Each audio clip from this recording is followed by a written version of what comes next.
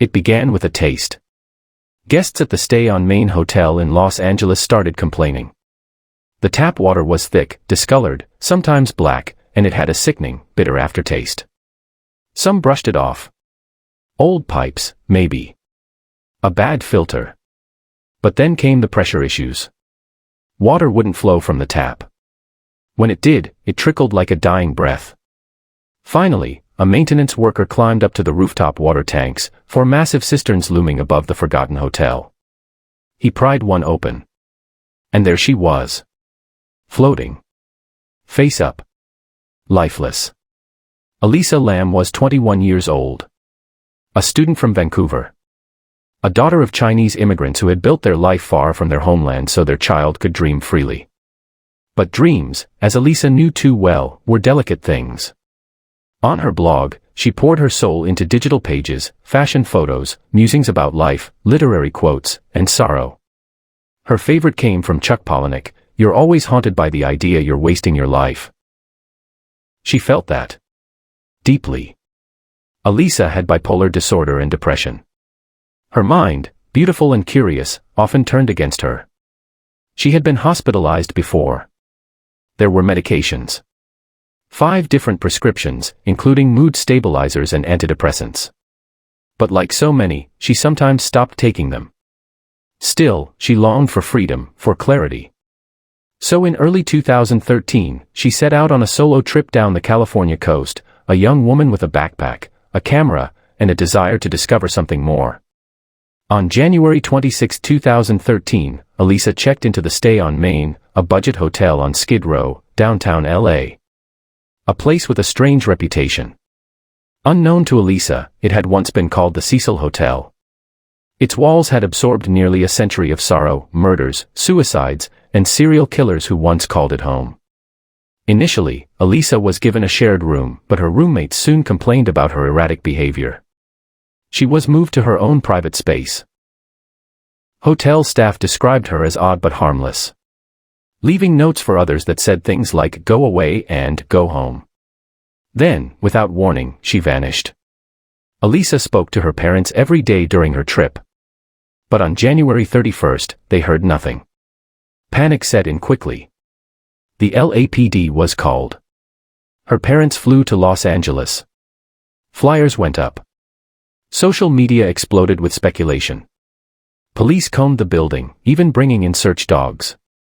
But they found nothing, no signs of struggle, no traces of Elisa. Then, nearly 2 weeks later, police released a video. The security video from the elevator was like something out of a horror film. Elisa, alone, steps into the elevator. She presses multiple buttons, peeks out into the hallway, flattens herself against the wall. The hallway lights flickered as Elisa Lam stepped into the elevator of the Cecil Hotel, a narrow steel box of faded gray, dimly lit and humming with silence. It was the last day of January. No one else was seen on that floor. No voices echoed through the corridor. Just her, a young woman, barely 21, clad in a red hoodie and black shorts, carrying the quiet weight of solitude and something else, something unsettled. She pressed her fingers to the panel and jabbed several buttons in a row. All of them. Her gestures were hurried, disjointed, like someone unsure where they were going or desperate to get away. The door stayed open. Frozen. Stuck. The elevator didn't move. She stepped back, pressed herself into the corner, as if hiding. And then, she peeked into the hallway, cautiously, leaning out just enough to skim the empty corridor. Nothing. But she stayed there, eyes darting left, right, left again. Was she waiting for someone? Or hiding from them? And then she jumped back in. Like she had seen something. Someone. Her hands moved again, frantically now, tapping more buttons. The elevator still didn't move. The door didn't budge. Her posture was tense. Arms curled, shoulders high. The air around her seemed heavy, charged with a tension that made the hairs on your neck stand up. Then came something truly strange. Elisa began to move her hands in the air, not like she was gesturing to herself, but to someone invisible. The movements were surreal, slow, almost ritualistic. Her palms turned in odd directions, her fingers splayed and retracted in strange patterns. It was as if she was speaking in sign to something, or someone, only she could see. Was it paranoia? A psychotic episode? Or something else entirely? She stepped out of the elevator once more and began pacing just outside the doorway, then back in again, unsure, unsettled. The elevator still refused to close. Still refused to move. And then, she was gone. She walked away, out of frame. And the doors finally shut behind her. The elevator moved. No one knows what happened in the minutes after. That video clip, barely 2.5 minutes long, would go on to terrify millions online. The way she moved, the frantic glances, the strange gestures, it didn't feel like someone just lost or confused. It felt like watching a mind unravel. Or like watching someone flee from a presence we couldn't see. For days after that moment, Elisa vanished without a trace.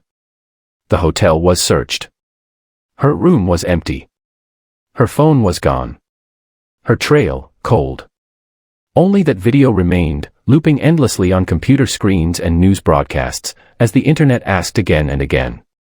What, or who, was Elisa Lam trying to escape? Then she's gone. Viewers were transfixed. Millions watched. Theories emerged. Was she being followed? Was she high? Was this a ghost story caught on tape? But no drugs were found in her system. No signs of trauma. No predator on the tape. The only thing found was a body. On February 19th, as complaints about the water continued, a maintenance worker climbed to the rooftop and opened the tank. He saw her, Elisa, naked, bloated from the water, decomposing silently under the Los Angeles sun. Her clothes were floating nearby. Her key and watch were in the tank. There was no evidence of injury. No signs of assault.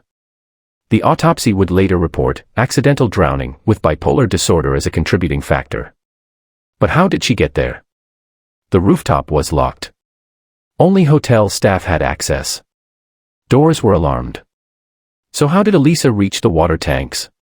One theory suggested she used the fire escape. A YouTuber later confirmed it was accessible. She could have climbed out the window, up the metal steps, onto the roof, and into the tank. But why? And how? The tanks were nearly 8 feet tall. Heavy metal lids sealed them. Elisa would have needed to climb a ladder and lift the lid, without help. If she fell in, she likely couldn't climb back out. But would she have done all that, alone? In the middle of the night? And what about the elevator footage? The erratic behavior, the invisible presence she seemed to talk to. The internet couldn't accept the idea that this was just a tragic accident. Theories exploded. Some believed she was murdered, and that someone edited the elevator footage to hide the killer. Others believed she was possessed, referencing the infamous elevator game, an urban legend about summoning spirits in hotels. There were comparisons to the horror film Dark Water, in which a girl's body is discovered in a rooftop tank after the water turns black. But investigators found no signs of foul play. No fingerprints. No injuries. No toxins beyond her prescribed medications, which were barely in her system, suggesting she had stopped taking them. Mental illness. That was the explanation. But for many, it felt incomplete. Elisa's parents filed a lawsuit against the hotel. They argued it had failed to keep the premises safe. But the hotel won. No one could say how Elisa accessed the tank. There were no witnesses. No evidence of negligence. Still, Elisa's death shook people. Her Tumblr blog kept updating after her death, scheduled posts, probably. But some believed otherwise. That her phone had been stolen. That someone was mocking her memory. That maybe, she hadn't really died. Her story became internet legend. A ghost story. A meme. A conspiracy. But she was real. Before the viral footage, before the headlines, Elisa Lam was a young woman who wrote about pain, purpose, and hope. She wanted to go to graduate school. She loved books. She visited the zoo days before she died and bought gifts for her family. The last person who spoke to her, a bookstore clerk, remembered her smile, her kindness. Not her illness. Elisa was not a symbol. Not a ghost. She was a person. And maybe the most haunting thing is that her story became more famous than her life ever did. Why did Elisa Lam die? The official answer, accidental drowning. But the real answer might be more complicated and more human. A fragile balance of mind and body. A desperate search for clarity. A moment of confusion on a rooftop. Elisa wasn't the only one lost in that hotel. In a way, everyone who watched her last moments, who searched for meaning in her movements, got a little lost too. Elisa once wrote, "You're always haunted by the idea you're wasting your life." She was haunted. But she was also searching, through books, photos, and late-night blogging. Through travels, and quiet moments on trains. Through laughter with strangers and elevator buttons pressed at random. Maybe the tragedy is that no one was there when she needed someone most. But maybe the legacy she left is that we remember the importance of being present, with those who seem distant, with those who are struggling, and even with ourselves. We may never know exactly what happened in the final hours of Elisa Lam's life.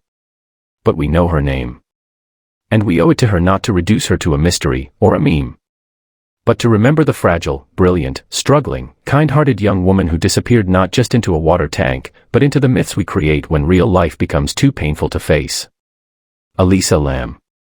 Gone too soon. But never forgotten.